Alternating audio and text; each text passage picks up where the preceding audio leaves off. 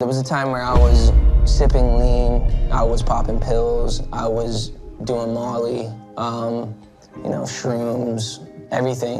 And it was just an escape for me. You have all these people around me just kind of hanging on, wanting stuff from me, knowing that, like, I was living this lifestyle that they also wanted to live, drinking, smoking. Justin Bieber is making a comeback, and honestly, it is quite the remission.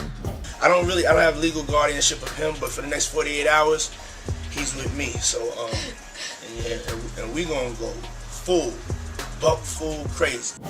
Yeah, so as soon as you turn 16, you know what I'm saying, I'm gonna let you rock this every time you come to LA. Yeah, it's gonna be yours. So every time you come to LA, it's a little dusty, but you know, come get the front shot of this. Man. Minute. Woo. Okay. Okay. All right, so I'm gonna be driving this next year. Hollywood and its elites are known for funding shady activities and doing things that they shouldn't, mostly Diddy lending a hand to groom young artists. However, that hasn't stopped these powerful individuals from doing what they enjoy doing the most, and that is exploiting others for their own messed up gain. I ain't taking no slice from nobody. It's God. That's the only person that I serve. My mom ain't here. My mama was sacrificed. You know, out in Hollywood, a lot of people come up missing. Feels like it might be a lot of that. Can't control me. You get what I'm saying? They can control Shaq. They can control Charles Barkley. They can control LeBron James. They can control Jay-Z and Beyonce. But not you, man. But they can't control me. You see, it ain't no name I won't name. Exactly. It's up. Of course, we also have people who are not afraid to stand up against these elites, and looks like Bieber has recently joined the army. I started valuing the wrong things in this business because there was things dangling in front of me. If I get this, I'll be happy. If I do this, I'll be happy. I never had that security in a family. I never had that consistency. I never had the reliability and the accountability and all these things that make you understand the way the world works. Here's everything you need to know.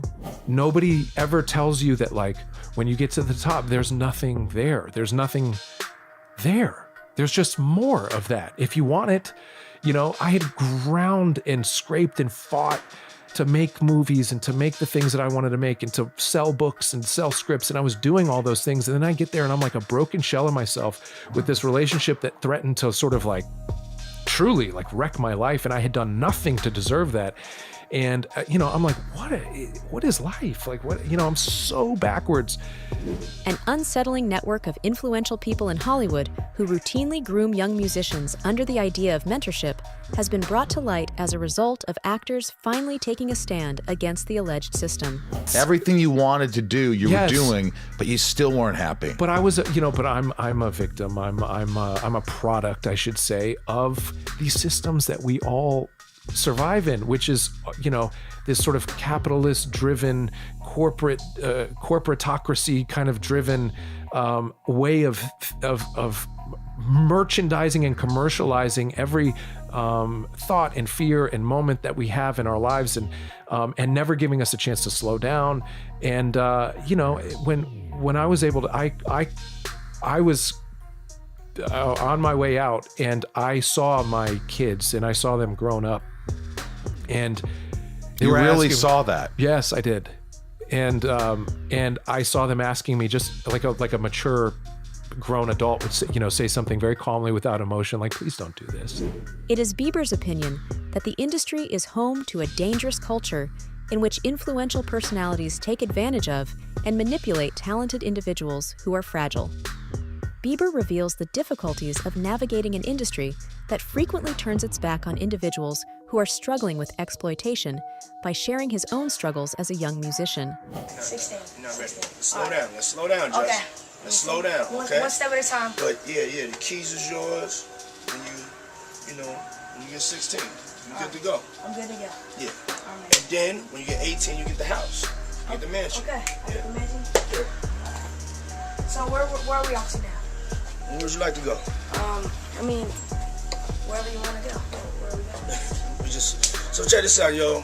Justin, you ever seen the movie 48 Hours? Right now, he's having 48 hours with Diddy, him and his boy. they're having the times of their lives, like you know, where we hanging out and what we doing. We can't really disclose, but it's definitely a 15-year-old's dream. And even though the entertainment industry has a tendency to conceal those who commit abuse, he stresses the importance of protecting young artists from the widespread abuse that occurs inside the industry. It was hard for me being that young and being in the industry and not knowing where to turn, and everyone, you know, telling me they love me and, you know, just turn their back on you in a second. But yeah, just protecting those moments because people take for granted encounters and By committing to speak out against the concerns of grooming and exploitation done by Diddy, Justin Bieber has recently distinguished himself from other artists. What's up, man? You good? I'm good. How are you? All right, young brother, everything's good? Everything's Selling great. out arenas and everything? Yeah, Starting to act different, huh? No, you ain't been calling me and hanging out the way we used to hang out. Well, I mean, you try to get in contact with me, you know, through all my, partners and whatnot. Mm-hmm. But you never really got my number, so. Right, okay. My number? Yeah. I'm gonna tell you my number. Yeah. It's 555. Yes. Okay. 5555. Okay. Meanwhile, Jaguar Wright has made bombshell disclosures, asserting that Clive Davis, Diddy's mentor, may have introduced him to the Illuminati through cryptic, mysterious activities that are only known to the elite of Hollywood. Take a look. We gonna get you and your little dog, too. And congratulations, young Miami. Run as fast as Cassie did. But when you think about Kim, I was thinking to myself the other day, Uptown Records started with 5 people. Andre Harrell,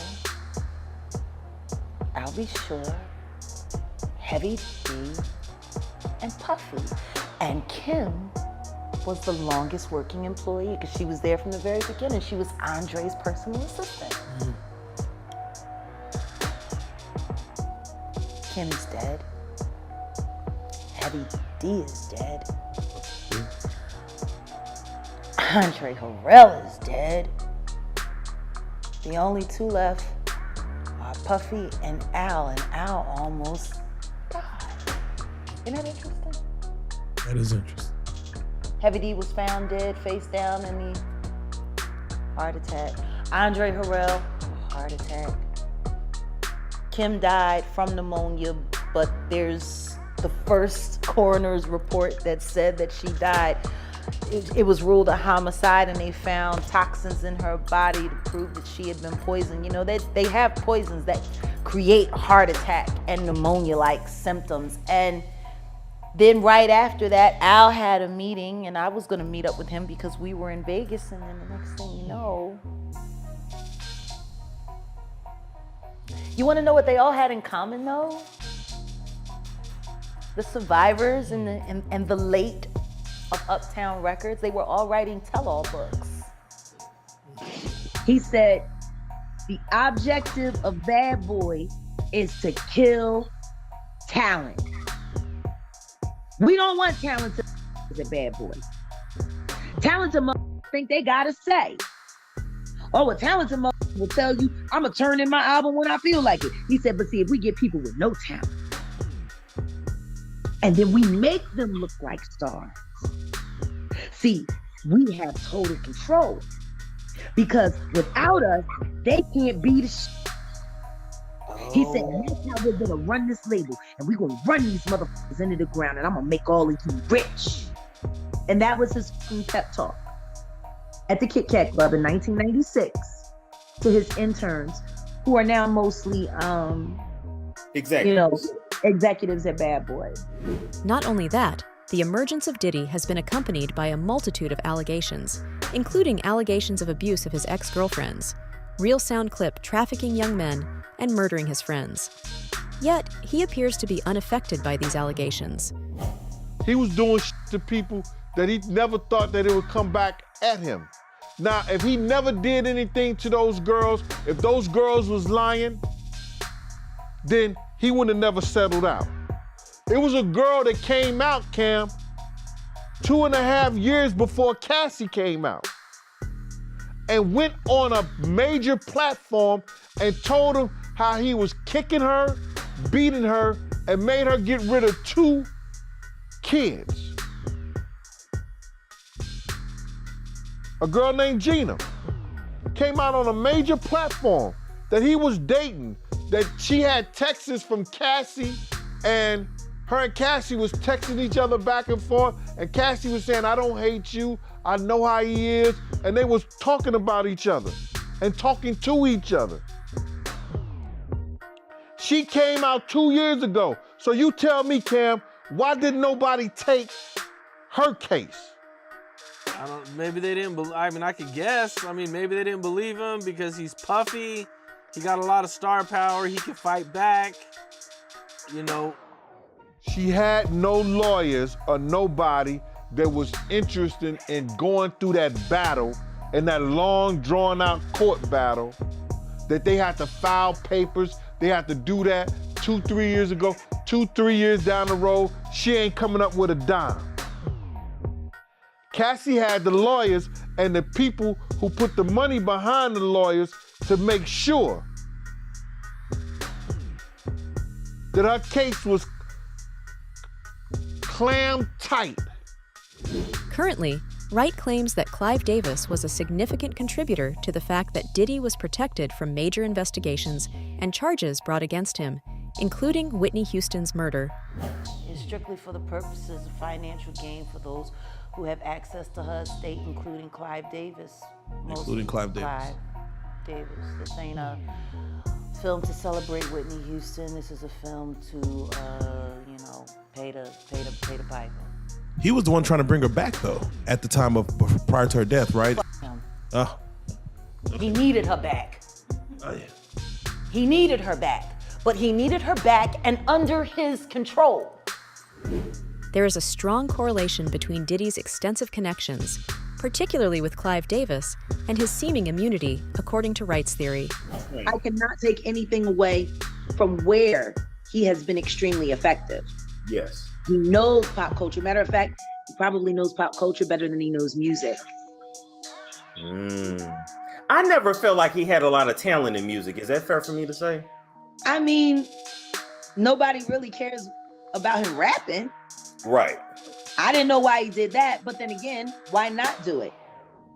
They're listening to all these other artists that you're putting out. Why not be one too and get that extra check? If people are buying into your brand, why not take it all the way? I'm not hating on him for getting money. Me either. I'm just hating on the way he got it. And I'm hating on the overall effect of what it's done to not only the artist on his label, the artist that got shelved, the artist that got dropped. Not only that, but what he did to culture. In her allegations and Bieber's belief system, they suggest that Diddy may have paid a severe price for his wealth and position, which may have included providing services to higher-ups and exploiting important male celebrities, among other things.